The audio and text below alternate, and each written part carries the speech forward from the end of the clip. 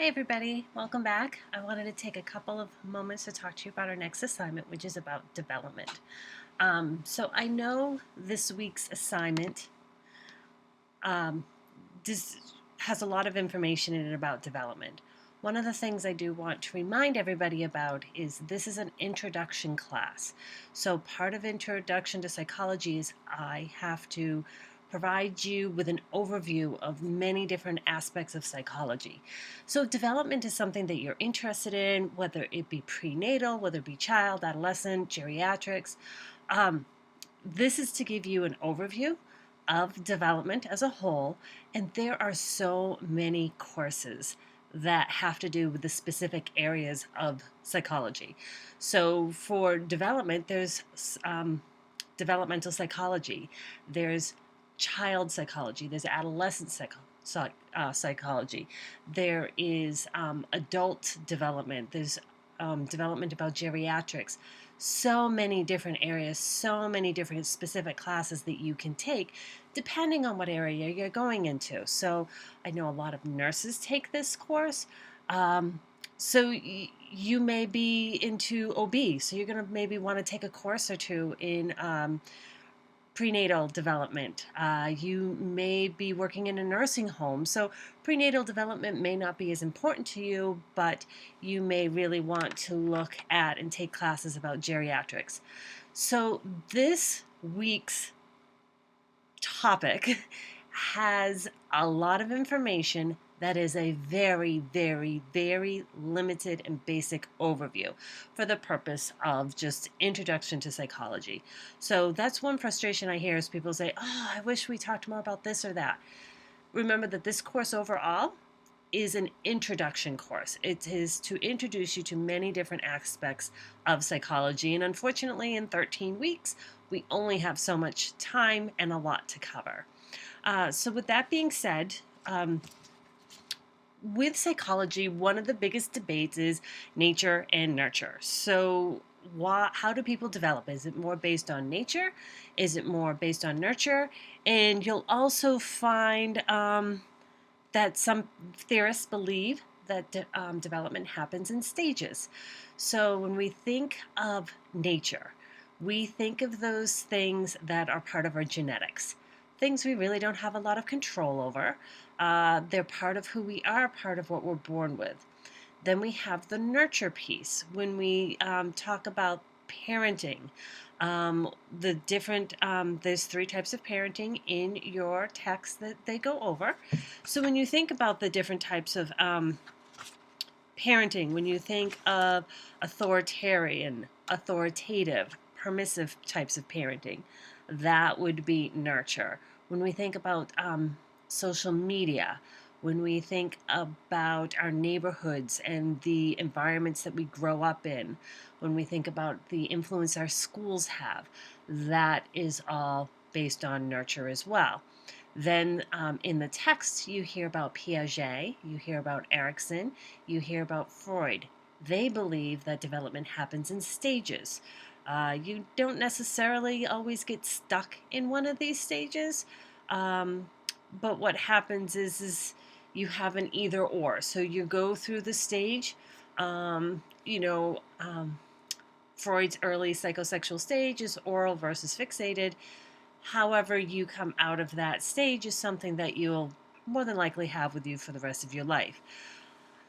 Research has shown that it's a little bit of everything. There are some factors that influence more than others.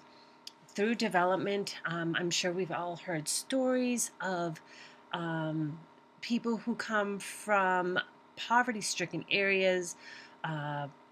Their parents may have huge medical issues, there's drug issues, all those sorts of things, and yet they're graduating from Harvard. They get through Harvard, and nobody knows that these people were living out of the back of a car.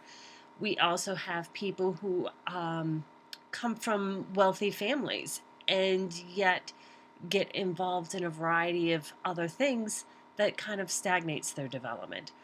Why is that? Part of it does have to do with personality. Not that we're discussing kind of stress and any specific diagnoses, but we have a huge heroin opioid issue, especially here in New Hampshire. Um, Addiction does have a lot to do with personality, and we will be talking about that personality in the upcoming weeks.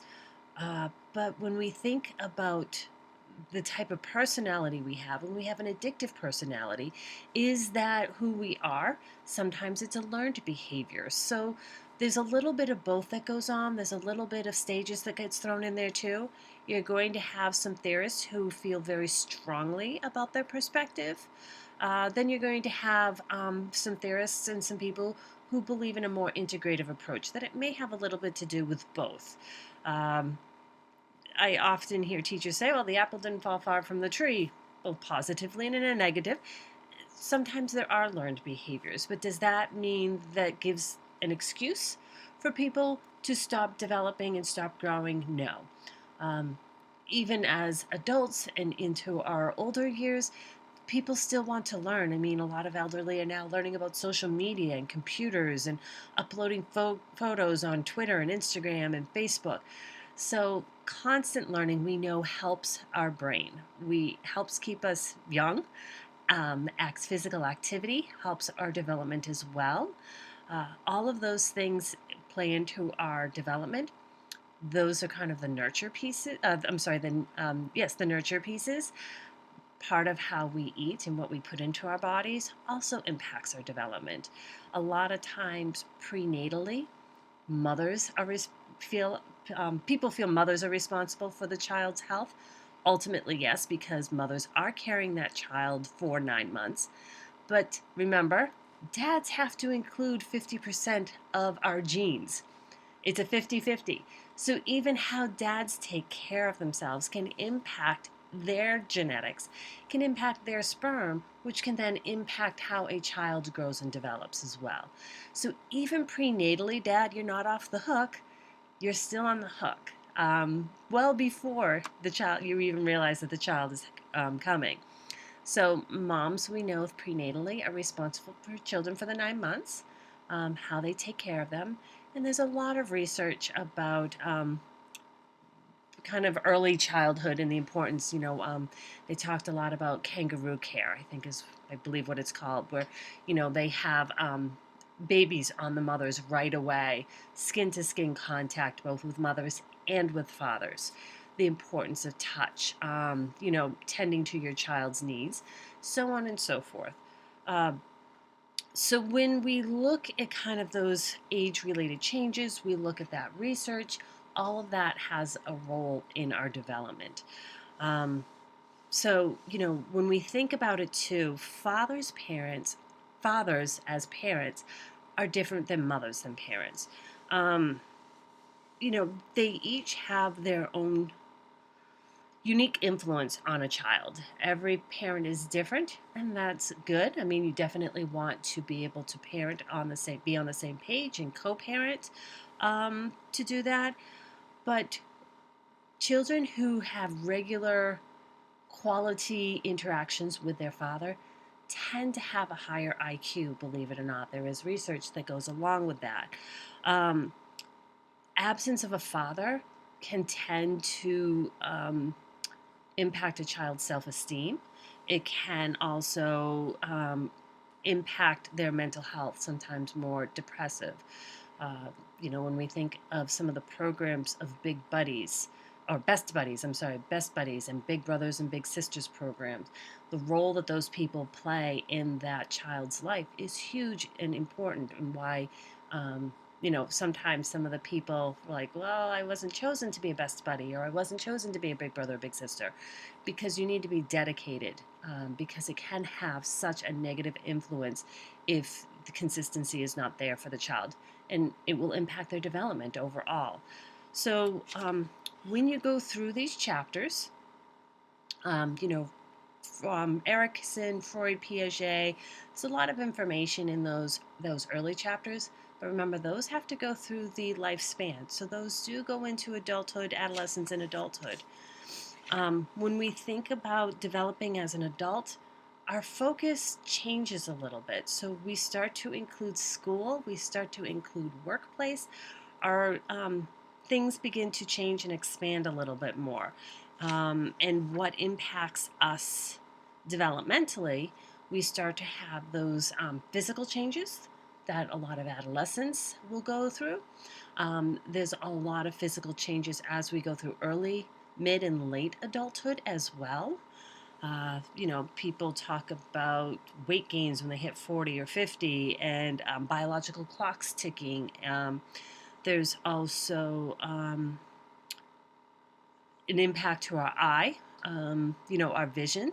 Sometimes our hearing starts to decrease. Women go through menopause. So there are many nurture things and nature things that still occur even through adolescence and definitely in through adulthood, throughout the life span of our adulthood. So these aren't just things that are going to impact us as children. So when we think about the assignment, and the assignment is due February 17th. So our next assignment, I have asked you to analyze your own development using Bronfenbrenner's concentric circles. So I have one up. Let's just go down here. Oops, sorry. So I have one up here that we're going to take a look at. Let me just get this to fit in the screen so you can see it. So this is a pretty typical, what you probably see in the text. We have ourselves, our individual, our sex, age, health. Those are all factors that have a role in our development. Our microsystem, are those areas next to us. Our family, health services, church group, our neighborhood, peers, school. Our exosystem is the next level, a little more outwardly, so we still have our neighbors, maybe people we aren't as close to, friends of family, those acquaintances that we have, and then we have our attitudes about the culture. One of the important things to remember with development is time, the chronosystem. Time has a role in our development, because I'm sure I'm going to have a couple of different examples here where we start and what our microsystem starts off as a child is not going to be the same thing as what we have now. And so, for example, a lot of people, when they're analyzing their own development using this model, they'll say, I don't have a microsystem because of issues with my family. You still had a microsystem. Even though your family wasn't there, because as a child, yes, the main area of your microsystem should be family. But even though your family wasn't there or couldn't be there for whatever reason, you still had a microsystem. So what was it that replaced the family portion of the microsystem? For a lot of kids, that might be school. They might be involved in sports or groups that can replace that. They may have grandparents. Some people believe that's part of family. Sometimes it gets separated out because extended family, United States, most people live with their family, mom and dad. When we look at other cultures, that family is extended to grandparents, aunts, uncles, all living under the same roof together. So that's important to look at.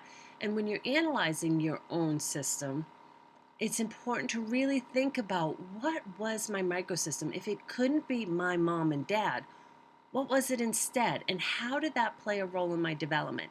So this isn't just going to be, here's my microsystem, exosystem, macrosystem. One, you want to be able to include outside resources. One of the things I'm going to really look at is, do you understand these terms? Chronosystem, microsystem, mesosystem, exosystem, macrosystem. You have a nice basis to start with in your text.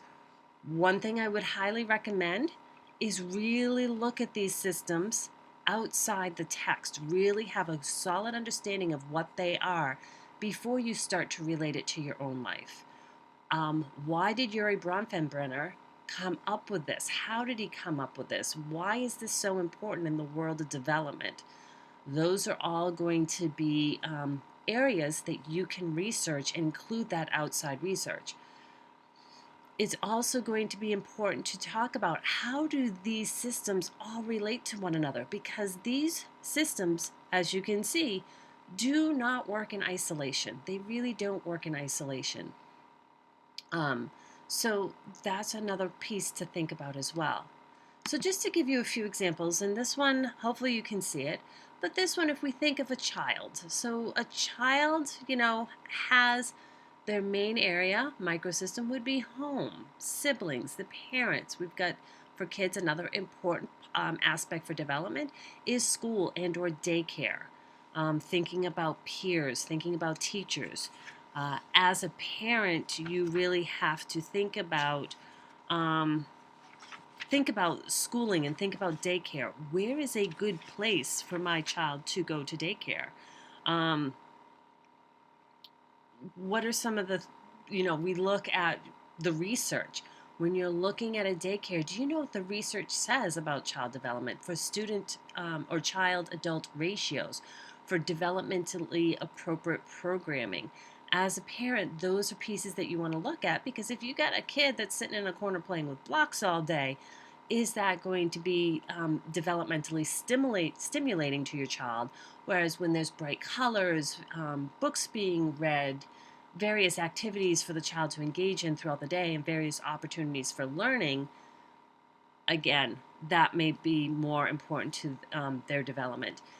If you have a 3-year-old and they're, writing essays, is that developmentally appropriate for your 3-year-old? Because even though, yes, they may be beginning to write letters and numbers and maybe even reading some words, however, we have to remember that they are still a 3-year-old, and there's important aspects of development that a 3-year-old needs to go through to kind of catch up and keep up with those other areas of strength. We have our neighborhoods that are influential, especially for children, because they want to be with their friends. And then for a lot of people, a religious setting is that. So these mesosystem, how all of these interact with each other, how do they relate to each other, how do they support each other? And then for this child, at a 3-year-old, what are some of the exosystems that influence their development? The school board. A lot of people have strong opinions about the Secretary of Education, Betsy DeVos, and what about school choice and about public education. What's going on with the school board in your community? Because those types of things are going to influence the development of a child and adolescent. The local government, what's going on in your areas. A lot of times when people are moving, they are looking at what's going on in the community, what's happening in the local government. Are there opportunities for my child to grow and develop? Whether that be a large city, whether it be in the country. Parents' workplace also impacts that development. Mass media, the local industry, all have an impact, direct or indirect, on the development of a child. This is another example of based on a student. So you are a college student. So as you can see, this example varies. So as a student, our microsystem really does change. Family isn't really as important. It may be for you, but we have courses, we have teachers, we have experiences, technology, advisors, all of those things that play a role.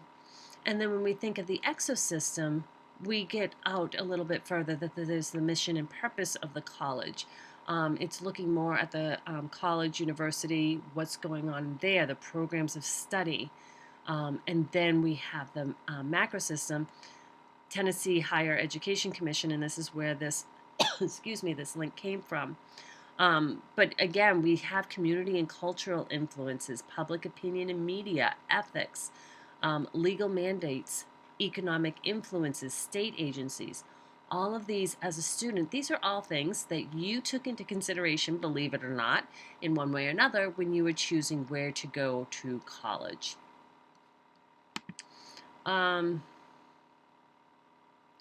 This one, talks about, it uses the Chrono system based on socio-historical events, and how does history impact. So again, we kind of have the child, neighborhood, school, peers. We have a lot of these factors that do play a role.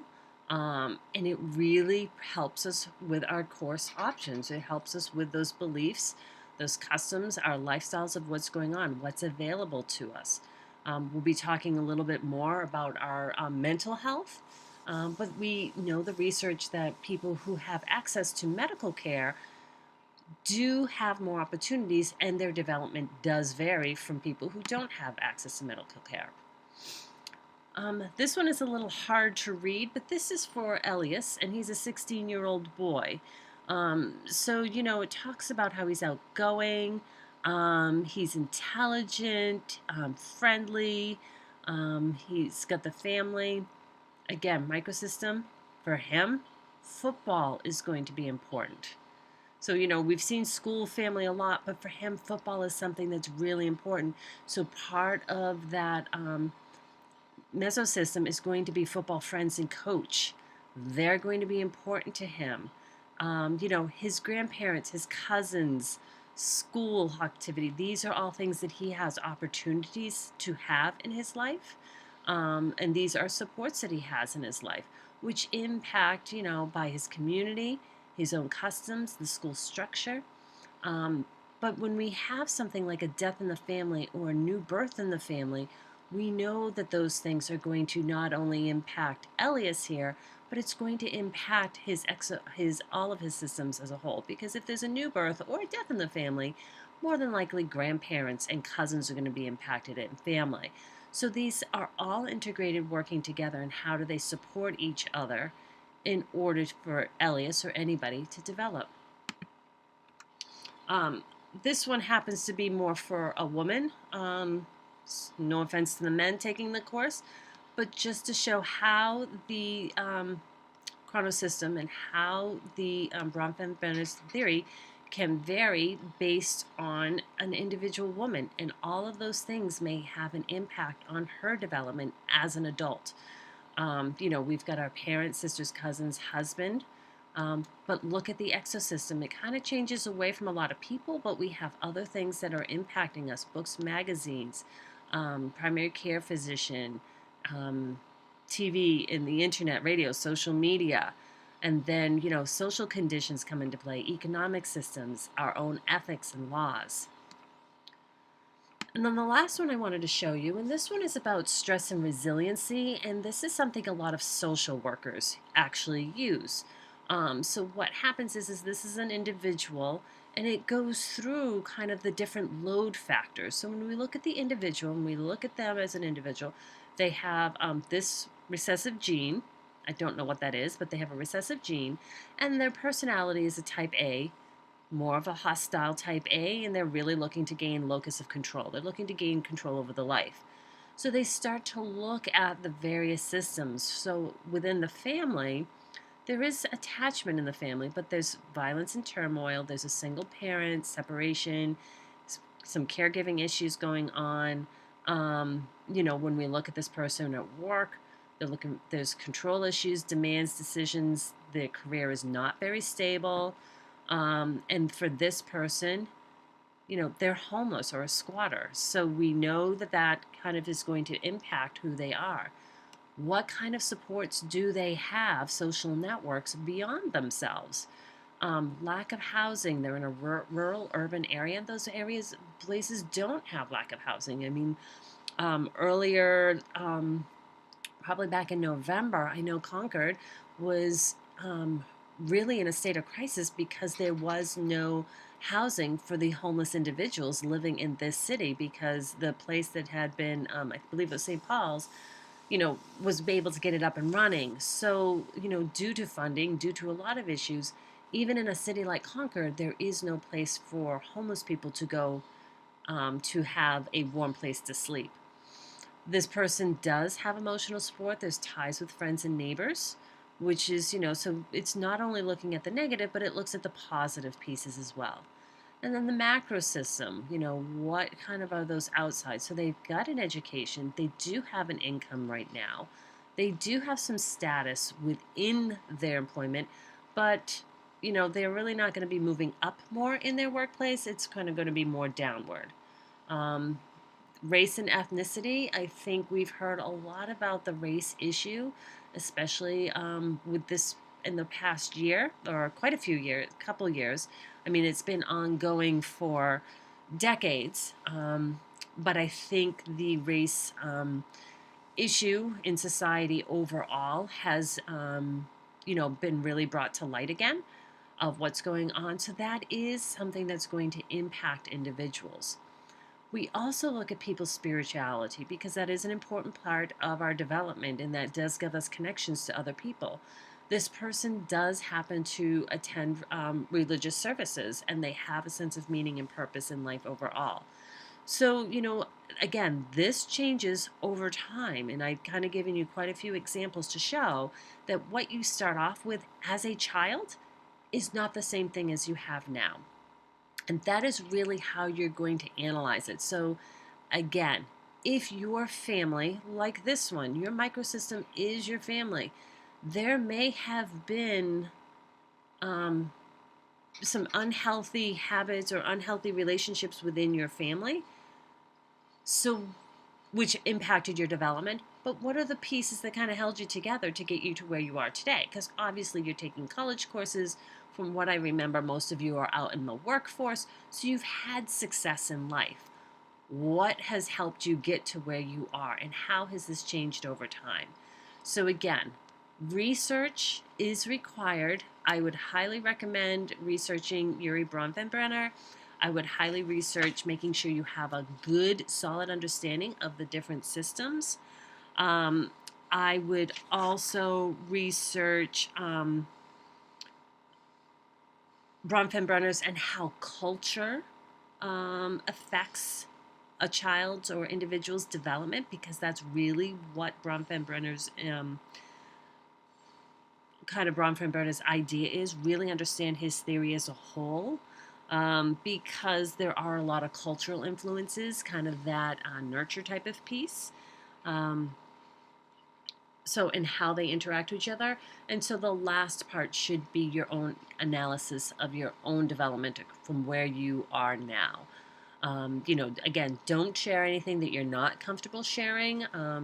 You know, if you want to do, when you kind of analyze your own development, kind of looking at it, you can definitely use something like this.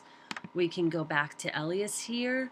If you want to do something up like this, you can definitely do that. You can write it out. So you can definitely be a little creative as you're analyzing your own development. Those types of things. So there are different examples here. So I hope this has been helpful to you guys. And good luck this week. Again, your assignment's due on February 17th. If you have any questions, make sure you email me. Thanks. Bye.